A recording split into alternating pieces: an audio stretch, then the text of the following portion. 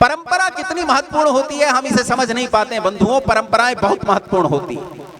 हम यज्ञ करते चले आए सृष्टि के आदि काल से लेकर आज तक, और हमारे घरों में पंडित जी जब यज्ञ कराने आते हैं तो वहां एक संकल्प पाठ पढ़वाते हैं। पंडित जी कहते हैं, शायद पंडित जी उसे न भी जानते हो, लेकिन तब भी उस परंपरा का निर्वहन करते हैं और वो कहते हैं, ओम तत्सत श्री ब्रह्मणो द्वितीय प्रहरार्धे वैवस्वते मनवंतरे अष्टाविंशति तमे कलियुगे कलि प्रथम चरणे एको वृंदः षण्णवति कोटयो अष्टौ लक्षाणि त्रिपंचाशत् सहस्राणि चतुर्विंशत्याधिक संवत्सरे अमुक अयने अमुक ऋतौ अमुक मासे अमुक पक्षे अमुक दिवसे अमुक स्थाने अयन देव यज्ञः क्रियते।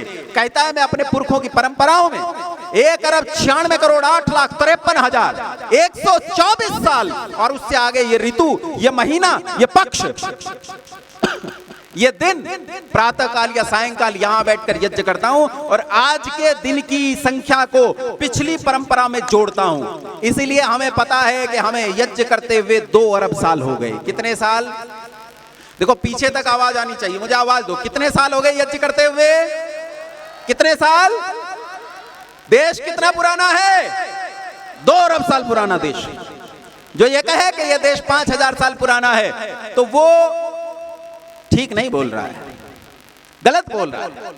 और ये गलत बोलना इस बात का द्योतक है, इस बात का सूचक है कि हमें जो शिक्षा दी गई है वो शिक्षा ठीक शिक्षा, अगर गुरु शिष्य परंपरा से शिक्षा मिली होती तब ऐसी गलती कभी भी न होती। ये देश 2 अरब साल पुराना था, 2 अरब साल पुराना है और आगे जितनी जितनी संख्या बढ़ती जाएगी उतना उतना पुराना होता जाएगा। ये परंपरा है, परंपराएं बहुत महत्वपूर्ण हैं। अपनी परंपराओं को कभी छोड़ना नहीं।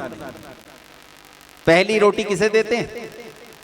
दूसरी रोटी अपने आप खाते हैं और आखिरी रोटी, अरे बोलो, आखिरी रोटी कैसे रंग के? काले रंग के कुत्ते और सफेद और भूरा भूखा मरे। अरे कैसा भी कुत्ता हो भाई, पहली रोटी गाय को और आखिरी रोटी कुत्ते को। चिड़ियों को क्या डालते हो? दाना डालते हो। कुछ लोगों ने तो अपना घर चिड़ियाघर बना लिया, इतना दाना डालते हैं, वहां पानी रखते हैं और हमारे घर जो भी आ जाए उसे भोजन देते हैं। चींटी निकल आए तो क्या करते हैं बोलो? चींटी निकल आए तो हम आटा डालते हैं। आजकल डालते हो?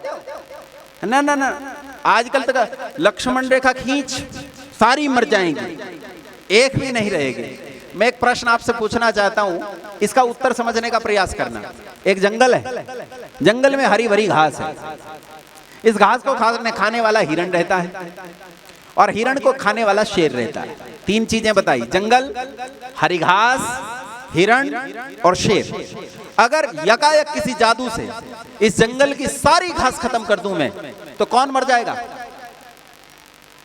दोनों मर जाएंगे, हिरण भी मर जाएगा और शेर भी मर जाएगा। इसलिए याद रखो, हमारी परंपराएं हमें सिखाती हैं कि इकोसिस्टम कितना जरूरी है, परितंत्र कितना जरूरी है और उस परितंत्र को बचाना कितना जरूरी है।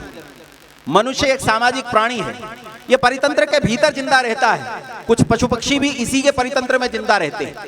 आजकल एक बहुत बुरी परंपरा चली है और वो परंपरा है वीगन। कैसे लोग होते हैं? वीगन। ये वीगन क्या होते हैं? ये वीगन कहते हैं गाय के दूध और उससे बने सारे उत्पाद मनुष्य के लिए निषिद्ध हैं, ये खाने नहीं चाहिए। अगर तुम खाओगे तो बीमार पड़ जाओगे, क्योंकि गाय का दूध और उसके उत्पाद जो हैं वो मनुष्य का भोजन नहीं। मैंने पूछा ऐसा क्यों? बोले देखो, गाय दूध पैदा करती है अपने बछड़े के लिए, और जब अपने बछड़े के लिए पैदा करती है दूध, तो तुम उसके बछड़े का दूध पी जा रहे हो, ये कहाँ की मनुष्यता है? ये तो बुरी बात है। तुमने कहा कितना समझदार आदमी है, कितना समझदार है। लेकिन बंधुओं ध्यान से सुनो मेरी बात, जंगल में भी गाय रहती है। हाँ के ना रहती है कि नहीं? नील गाय, गवाय रहता है, गवाय। नील तो गाय तो नहीं है, वो उसे गवाय बोलते हैं। वो भी बच्चा जनता है, अपने बच्चे को दूध पिलाता है। कितना दूध देता है? जितना उसके बच्चे के लिए पर्याप्त है, उससे ज्यादा दूध वो नहीं देता। लेकिन हमारे घरों में रहने वाली गाय कितना दूध देती है? हैं? कुछ लोग दूर से आए होंगे, वो इस पश्चिमी उत्तर प्रदेश और हरियाणा का परिचय प्राप्त करो कि यहाँ 40 और 50 लीटर दूध देने वाली गाय और भैंस होती हैं। इतना दूध देने वाली गाय भी होती हैं, 20 लीटर 15 लीटर दूध देने वाली तो आम होती हैं, लेकिन क्या उसका बछड़ा लीटर 2 लीटर दूध पी जाएगा? पी जाएगा? 2 लीटर से ज्यादा 3 लीटर 4 लीटर, और रोज 10 लीटर पिलाओगे तो 2 समय पिला लो और तीसरे समय बछड़ा ले लो, कुछ नहीं बचेगा, वो मर जाएगा। वो दूध उसकी कोख में परमात्मा ने उत्पन्न ही इसलिए किया है, प्रकृति ने उत्पन्न ही इसलिए किया है क्योंकि वो मनुष्य के साथ जीने वाला एक साझा प्राणी है। और इसी गाय को आजकल तो ये हो रहा है, ईमानदारी से बताओ, इस गाय को अगर खुला छोड़ दें तो ये जंगल में जाती है कि वापस भाग आती है? ये मनुष्यों के बीच में रहती है। कुत्ते कहां रहते हैं? मनुष्यों के बीच में रहते हैं। ये वे लोग हैं जो मिलकर एक इकोसिस्टम तैयार करते हैं। इनमें से एक भी प्राणी का अगर तुम भरण पोषण नहीं करते हो तो समझो तुमने पूरे इकोसिस्टम को धक्का दे दिया। और ये सीखते किससे हो? ये अपनी माँ से सीखते हो, अपनी नानी से सीखते हो। ये परंपरा है, परंपराएं बहुत जरूरी हैं और शिक्षा हमें परंपरा से प्राप्त होती है। शिक्षा किससे प्राप्त होती है? हमें परंपरा से। ये जो शिक्षा है, इस शिक्षा को हमें उत्पन्न करना होगा जो परंपराओं की उद्भावक शिक्षा है। आपको अपने बालक को कुछ चीजें सिखानी होंगी। वो सिखानी क्या होंगी? आपको सिखानी होगी स्वतंत्रता कितनी महत्वपूर्ण है। आपको सिखाना होगा संयम कितना महत्वपूर्ण है। संयम समझते हो? संयम किसे कहते हैं? इंद्रिय दमन जानते हो? आपको अपने बच्चों को इंद्रिय दमन सिखाना होगा, यह शिक्षा का हिस्सा है। आप केवल एकेडमिक एजुकेशन तक उन्हें सम्मिलित रखोगे और लाइफ एजुकेशन उन्हें नहीं दोगे तो समझो आपने उन्हें शिक्षा नहीं दी। इसलिए जरूरी है कि आप उन्हें इंद्रिय दमन सिखाओ। एक बच्चे को चॉकलेट बहुत पसंद है। कितनी पसंद है? मेरी बहन आई हुई है, बैठी होगी कहीं इधर उधर आगे पीछे बैठी होगी। उसका लड़का चॉकलेट बहुत खाता था, चॉकलेट बहुत खाता था, तो उसे किसी ने चॉकलेट का डब्बा लाके दे दिया। तो शाम तक जब तक चॉकलेट का डब्बा खत्म नहीं हो गया, भाई साहब ने भोजन नहीं किया, तब तक वो चॉकलेट के डब्बे पे ही लगा रहा। हमें अपनी जीभ पर नियंत्रण, हमें अपनी जीभ पर नियंत्रण नहीं है। हमें क्या पसंद है? हमें साग पसंद नहीं, हमें कढ़ी पसंद नहीं है, हमें बर्गर पसंद है, हमें मम्मीज पसंद है। मम्मीज होता है कि मोमोज होता है?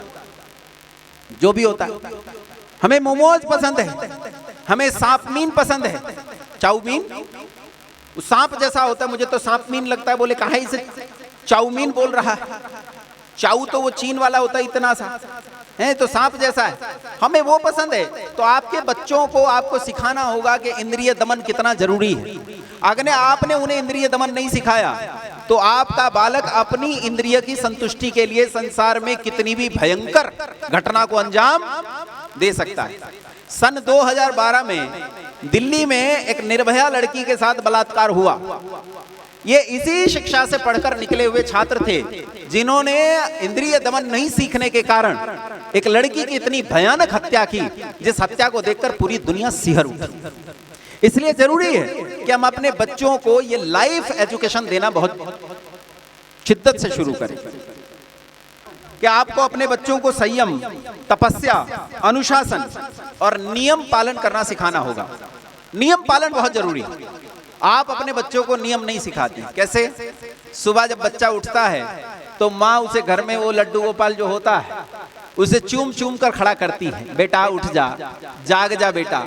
और बच्चा नहीं उठूंगा, नहीं उठूंगा। ये चीजें आप उनकी बड़ी दुलारता के साथ स्वीकार करती हैं, लेकिन स्वीकार नहीं करना चाहिए। मैं भी ऐसा ही था। मैं आपसे ये नहीं कह रहा हूं कि मैं ऐसा नहीं था, लेकिन मैं अगर ऐसा था तो ये जिम्मेदारी किसकी थी? मेरी नहीं थी, ये मेरे माता पिता की जिम्मेदारी थी कि वो अच्छे से डंडा उठाते और मेरी मुश्किल कस देते। क्योंकि 8 साल के बाद कहां डालना है? 8 साल से पहले उसे अपशब्द भी नहीं कहना, गाल पर हाथ भी नहीं लगाना, लेकिन 8 साल के बाद डंडा नहीं लठ उठाना है और 25 वर्ष पूरा होने से पहले लठ को जमीन पर नहीं रखना है। जब तक आप ये नहीं करोगे तब तक कुछ नहीं होने वाला। इसलिए आपको अपने बच्चों को नियम पालन करना सिखाना होगा। कई बार लोग गुरुकुलों में आते हैं बच्चों को लेकर, ये तो कहते हैं बच्चों का भविष्य क्या है, इन बच्चों का भविष्य क्या है। मैंने कहा तुम कहां से आए? बोले मैं राजस्थान से आया हूं। मैंने कहा राजस्थान में ट्रेन से सब देखते आए हो? बोले हाँ। मैंने कहा खेत देखे? हाँ देखे। मैंने कहा उसमें किसान देखे? बोले देखे। मजदूर देखे किसानी के? हाँ देखे। चिनाई करते हुए मजदूर देखे? हाँ देखे। रेडी पटरियों पर फल बेचते हुए, सब्जी बेचते हुए लोगों को देखा? बोले हाँ देखा। भीख मांगते हुए लोगों को देखा? हाँ देखा। उन अपराधियों को देखा जिन्हें पुलिस पकड़ कर ले जा रही थी? बोले हाँ देखा। मैंने कहा ये जो सब तुमने देखे हैं ये सब इन स्कूलों के असफल प्रयोग हैं, इनमें से एक भी गुरुकुल का पढ़ा लिखा नहीं था। तुमने गुरुकुल के पढ़े लिखे को देखा नहीं है। गुरुकुल का पढ़ा लिखा का हाथ में कागज नहीं होता है, लेकिन जब वो पढ़ लिख कर बड़ा व्यक्ति बनता है तो वो स्वामी रामदेव बनकर 3-3 लाख 4-4 लाख की नौकरियां बांटता है लोगों को, लोग उसके द्वार पर लाइन लगाकर खड़े होते हैं। जब आप मनुष्य बनाते हो तो वो मनुष्य बनकर संसार के लिए सब तरह से उपयोगी होता है। इसलिए जरूरी है कि आप अपने छात्रों को क्या बनाएं? क्या बनाएं? मनुष्य बनाएं। शिक्षा का उद्देश्य है मनुष्य बनाना।